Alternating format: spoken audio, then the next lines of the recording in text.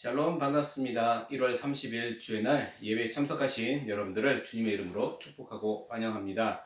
1월의 마지막 주 우리에게 주시는 하나님의 말씀은 마가복음 10장 45절에서 52절까지의 말씀입니다. 마가복음 10장 45절에서 52절까지의 말씀 우리 같이 한 목소리로 합독하도록 하겠습니다. 시작. 인자가 온 것은 섬김을 받으려 함이 아니라 도리어 섬기려 하고 자기 목숨을 많은 사람의 대속물로 주려 함이니라. 그들이 여리고에 이르렀더니 예수께서 제자들과 허다한 무리와 함께 여리고에서 나가실 때 디메오의 아들인 맹인거지 바디메오가 길가에 앉았다가 나사렛 예수시란 말을 듣고 소리질러 이르되 다윗의 자손 예수여 나를 불쌍히 여기소서 하거늘 많은 사람이 꾸짖어 잠잠하라 하되 그가 더욱 크게 소리질러 이르되 다윗의 자손이여 나를 불쌍히 여기소서 하는지라. 예수께서 머물러 서서 그를 부르라 하시니 그들이 그 맹인을 부르며 이르되 안심하고 일어나라 그가 너를 부르신다 하매 맹인이 겉옷을 내버리고 뛰어 일어나 예수께 나아오거늘 예수께서 말씀하여 이르시되 네게 무엇을 하여 주기를 원하느냐. 맹인이 이르되 선생님이여 보기를 원하나이다. 예수께서 이르시되 가라 내 믿음이 너를 구원하였느니라 하시니 그가 곧 보게 되어 예수를 길에서 따르니라. 아멘.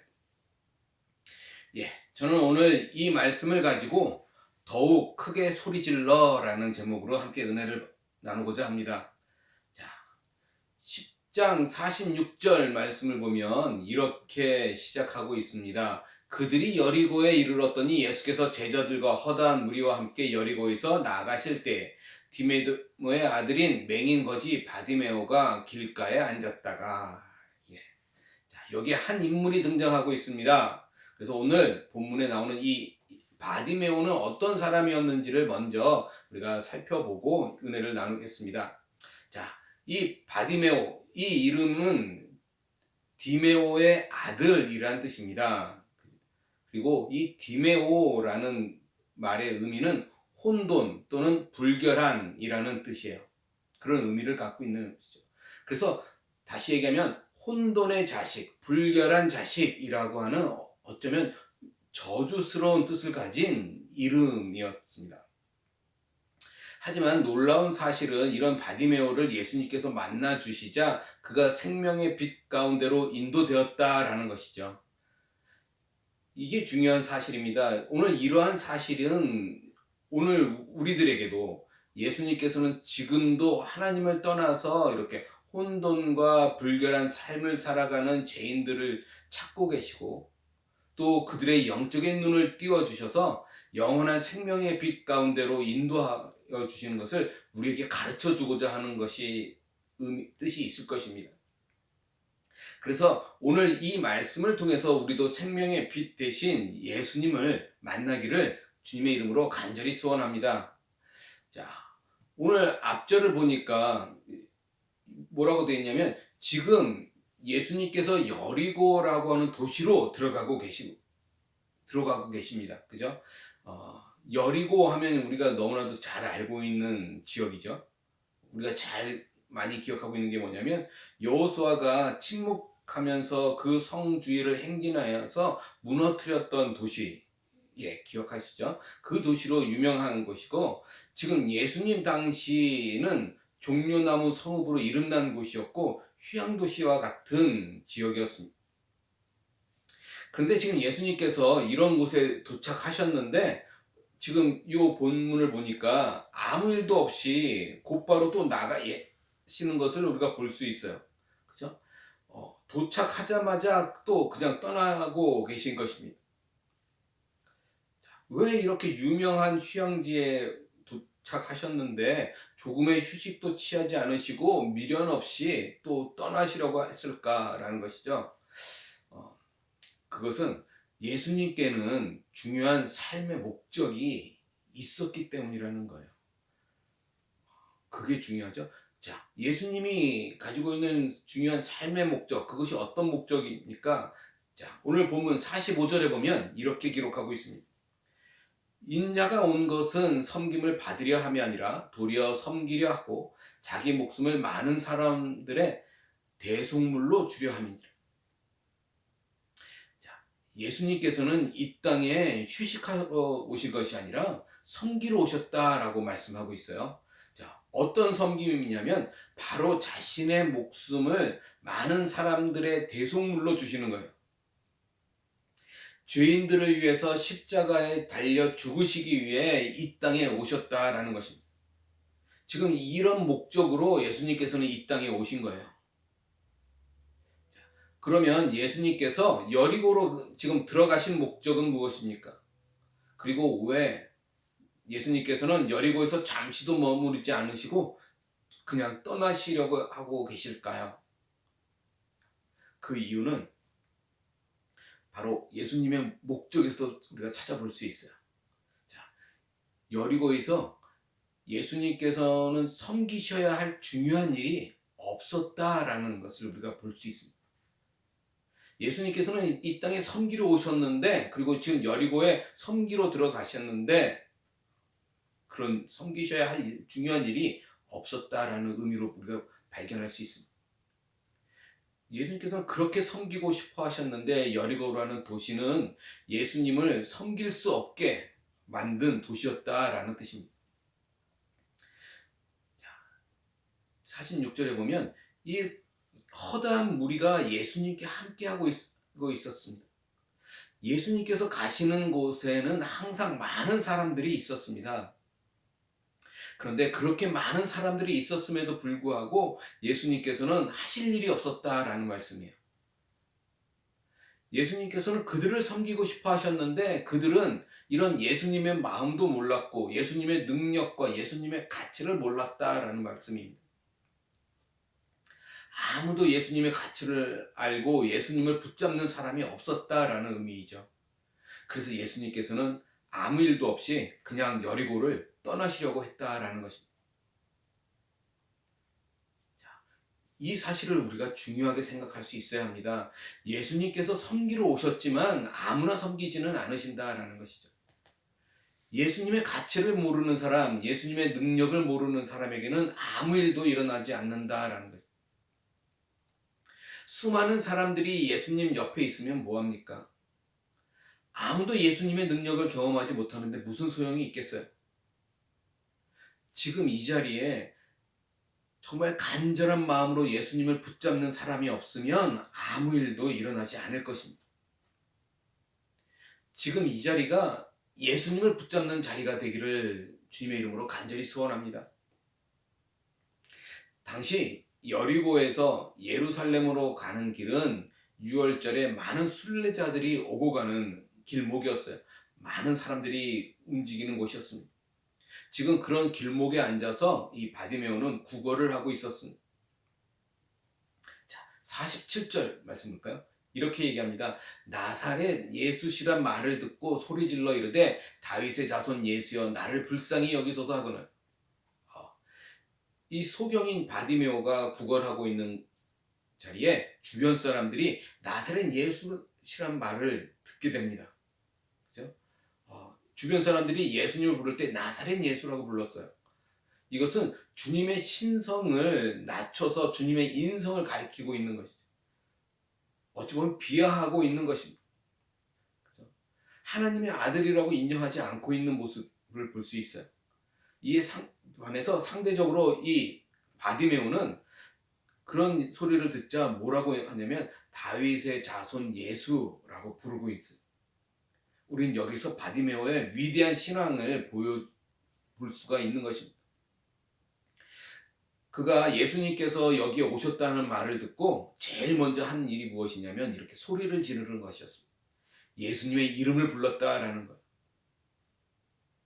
이 바디메오는 지금 이 기회가 처음이자 마지막이라고 생각했습니다. 그는 예수님의 이름을 듣자마자 지금 예수님을 만나지 않으면 다시는 못 만날 것이라고 생각했던 것입니다. 기회는 항상 찾아오는 게 아닙니다. 하나님이 기회를 주실 때 그것을 성공적으로 붙잡을 수 있는 사람이 되어야 하는 거예요. 많은 사람들이 예수님 옆에 있었지만 예수님의 가치와 능력을 알지 못했습니다. 그래서 예수님께서 여리고에 오셨다가 가시는데 아무도 붙잡는 사람이 없었던 것입니다. 그런데 오직 한 사람이 지금 예수님의 이름을 부르면서 그냥 가시면 안 된다라고 소리를 지르고 있는 것입니다. 바로 이런 사람이 예수님의 관심을 끄는 사람입니다. 그런데 이처럼 예수님을 붙잡는 사람이 되려면 뭐가 있어야 될까요? 예수님이 누구신지를 알아야 된다라는 것이죠. 이 바디메오는 주님이 어떤 분이신지를 알고 있었습니다. 그래서 많은 사람들이 나사렛 예수라고 할 때 이 소경인 이 바디메오만 다윗의 자손 예수여라고 부를 수 있었다라는 거예요. 이 표현은 예수님이 바로 하나님의 아들 그리스도라는 그 신앙이 담긴 고백이라는 것입니다. 바로 예수님이 이스라엘 사람들이 오랫동안 지금까지 기다려왔던 구세주이시고 하나님의 아들이시라고 하는 그 고백을 이 바디메오는 하고 있는 것입니다. 사랑하는 성도 여러분, 우리는 그럼 예수님이 누구신지 정확하게 잘 알고 있습니까?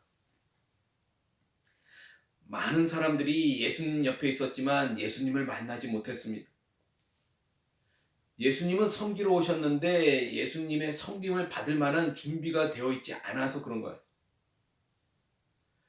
우리들도 예수님의 섬김을 받으려면 준비가 되어 있어야 합니다. 어떤 준비가 되어 있어야 합니까? 그것은 예수님이 누구신지 잘 알고 예수님을 기다리는 사람이 되어야 하는 것입니다. 어쩌면 이 바디메오는 주님께서 오시기만을 학수고대하면서 기다리고 있었는지 모릅니다. 그래서 예수께서 지나가신다는 소리를 듣자마자 그는 주님의 이름을 외치면서 자신을 불쌍히 여겨달라고 기도하고 있는 겁니다. 오늘 이처럼 주님을 만나기를 사모하고 기다리는 하나님의 백성들을 우리 주님께서는 만나 주시는 것입니다. 잠언 8장 17절에 보면 이렇게 기록하고 있습니다. 나를 사랑하는 자들이 나의 사랑을 입으며 나를 간절히 찾는 자가 나를 만날 것이라. 먼저 내가 하나님을 기다리면서 하나님 앞으로 나아갈 때 하나님을 만날 수 있는 것입니다. 우리가 지금까지 하나님을 강하게 경험하지 못한 이유는 우리가 강하게 하나님을 찾지 않아서 그런 것입니다. 나를 간절히 찾는 자가 나를 만날 것이라고 분명하게 말씀하고 계시지 않습니까? 우리가 드리는 이 매주 이 예배 시간은 하나님이 우리에게 주신 기회입니다. 하나님을 만날 수 있는 기회. 그 기회를 붙잡을 수 있기를 주님의 이름으로 간절히 소원합니다. 48절 말씀 계속해서 볼까요? 이렇게 이야기합니다. 많은 사람이 꾸짖어 잠잠하라 하되 그가 더욱 크게 소리 질러 이르되 다윗의 자손이여 나를 불쌍히 여기소서 하는지라. 그런데 하나님께 나아가려는 사람들에게는 항상 방해꾼들이 있었습니다. 그죠? 지금 바디메오에게도 이런 방해꾼들이 있어요. 그것도 많은 사람들이 지금 바디메오를 꾸짖고 있습니다. 조용히 하라는 거예요. 우리가 정말 하나님을 만나면 조용히 예배할 수 있을까요? 그럴 수 없을 것 같습니다. 우리가 정말 하나님을 만나면 우리의 찬양도 달라질 것이고 기도도 달라질 것이고 예배도 달라지게 되어 있습니다. 사무엘하 6장에 보면 이런 내용이 기록되어 있습니다. 다윗이 언약궤를 모시고 올라올 때 모든 백성들 앞에서 왕의 채통도 버리고 옷이 벗겨지는 것도 모르고 기뻐 뛰면서 경배했던 것처럼 그렇게 뜨겁게 예배할 수밖에 없을 거라는 거예요. 지금 바디메오는 더욱 크게 소리 질러서 다윗의 자손이여 나를 불쌍히 여기소서라고 외치고 있는 거예요. 어떤 방해가 있어도 나는 주님을 꼭 만나야겠다라고 하는 마음이 그에게 있었다는 것입니다. 어떤 상황 속에서도 예배의 자세는 변하지 않는다라는 거죠. 더욱 크게 주님의 이름을 불렀습니다. 오직 주님만 바라보며 하나님만 찾는 예배자가 되는 것이죠. 오늘 예배를 드리는 저와 여러분, 우리에게도 이런 절박함이 있기를 간절히 소원합니다. 자, 49절. 예수께서 머물러 서서 그를 부르라 하시니 그들이 그 맹인을 부르며 이르되 안심하고 일어나라, 그가 너를 부르신다 하매.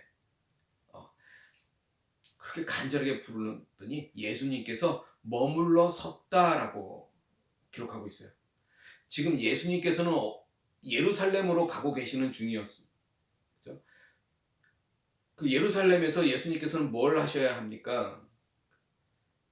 이 땅에 오신 목적을 이루어야 하는 거예요. 온 세상의 죄를 위해서 십자가에 못 박히기 위해서 지금 예루살렘으로 가시고 계신 중이었습니다. 그러면 지금 얼마나 중요한 시간대입니까? 그죠? 이런 중요한 시간에 우리 주님의 발걸음을 멈추게 한 사람이 바로 이 바디메오였다라는 말씀입니다. 우리 주님께서는 아무리 바쁘셔도 자기를 필요로 하는 한 영혼에게 관심을 가지고 계십니다. 언제든지 시간을 내어주시고 그 사람을 만나주시는 분이세요. 오늘 우리 주님께서 우리 한 사람 한 사람을 이렇게 만나주시기를 바랍니다. 우리들이 예수님의 발걸음을 멈추게 할 수 있는 그런 사람들이 되기를 소원합니다. 지금 이 시간에도 온 세계 많은 곳에서 하나님을 경배하고 찬양하고 있을 것입니다. 이때 우리가 정말 예수님의 관심을 끌고 예수님께서 주목하고 임재하시도록 할 수 있는 그런 간절한 예배자가 되시기를 주님의 이름으로 간절히 소원합니다. 그 간절함이 우리에게 있어야죠. 50절 이렇게 얘기하네요. 맹인이 겉옷을 내버리고 뛰어 일어나 예수께 나아오거늘. 이 말을 듣자마자 바디메오는 자신의 겉옷을 내어버리고 뛰어 일어나서 예수님께 나아갔습니다. 이것이 예배자의 모습인 것이죠. 그 당시에 이 겉옷은 대단히 중요한 것이었고 필수품이었습니다. 그런데 지금 이 바디메오에게는 예수님께 나아가는데 너무 거추장스러운 것이었어요. 그런 마음이 중요하죠. 나에게 아무리 중요한 것이라고 해도 내가 예수님께 나아가는데, 예수님 앞으로 달려가는데 걸림돌이 된다면 과감하게 내려놓을 수 있는 그런 사람이 되어야 한다라는 말씀입니다. 자, 그렇게 예수님 앞에 달려갔더니 51절 이렇게 이야기합니다. 예수께서 말씀하여 이르시되 내가 내게 무엇을 하여 주기를 원하느냐? 맹인이 이르되 선생님이여 보기를 원하나이다. 지금 예수님께서 그런 바디메오에게 무엇을 해주기를 원하냐고 물으시고 있습니다. 만약 예수님께서 우리들에게 이런 질문을 하신다면 우리는 어떻게 대답해야 할까요? 어떻게 대답하시겠습니까? 52절 볼까요? 예수께서 이르시되 가라 내 믿음이 너를 구원하였느니라 하시니 그가 곧 보게 되어 예수를 길에서 따르니라. 예수님께서 바디메오에게 가라 내 믿음이 너를 구원하였다라고 말씀하고 있습니다. 이 말씀 기억나지 않으십니까? 2주 전에 혈루증 걸린 여인이 예수님의 옷자락을 만졌을 때 그 여인에게 예수님께서 하신 말씀이에요. 그죠? 너 믿음이 너를 고쳤다라고 얘기합니다. 그죠? 기억나시죠? 바디메오는 간절하게 주님을 찾았는데 예수님은 지금 그에게 무엇이 있다고 말씀하고 있어요? 믿음이 있었다라고 말씀하고 있습니다. 주님을 알고 신앙 고백하는 믿음, 환경에 내 자지되지 않는 그런 믿음, 문제에 굴복하지 않는 믿음, 하나님만 의지하고 간절하게 나아가는 믿음이 바디메오에게 있었다라는 거예요. 그것을 예수님께서 말씀해 주시죠. 그에게 이런 믿음을 가지고 있었기에 신체적으로는 지금 고침을 받게 되는 것이고 영혼으로는 구원을 받은 것입니다. 그리고 그는 예수님의 제자가 되었습니다. 오늘 우리 모든 삶 속에서 온전히 예수님만 따르는 그런 진정한 예배자가 다 되시기를 주님의 이름으로 간절히 소원합니다. 더욱 크게 소리 질러서 예수님의 이름을 부르시기를 주님의 이름으로 간절히 소원합니다. 기도하겠습니다. 하나님 아버지 감사합니다. 우리가 살아가면서 있어야 할 것, 주님께서 찾으시는 그것, 바로 믿음인 줄 믿습니다. 하나님, 내게 주님이 찾으시는 그런 믿음이 있기를 원합니다. 하나님, 그 믿음이 더욱더 성장해 나아가기를 원합니다. 장성한 분량까지 자라나가기를 원합니다. 하나님, 그래서 주님께 하나님 엎드려 주님의 관심을 받는 그런 우리의 모든 삶이 될 수 있도록 하나님 아버지 함께하여 주시옵소서. 주님만 의지하고 주님만 바라보며 나가게 도와주시옵소서. 환경에, 문제에, 또 주변 여건에 우리가 좌우 흔들리는 것이 아니라 오직 하나님 앞에만 집중하는 우리 그런 예배자의 삶이 다 될 수 있도록 하나님 아버지 함께하여 주시옵소서. 감사하며 우리 주 예수 그리스도 받들어 간절히 기도드리옵나이다. 아멘.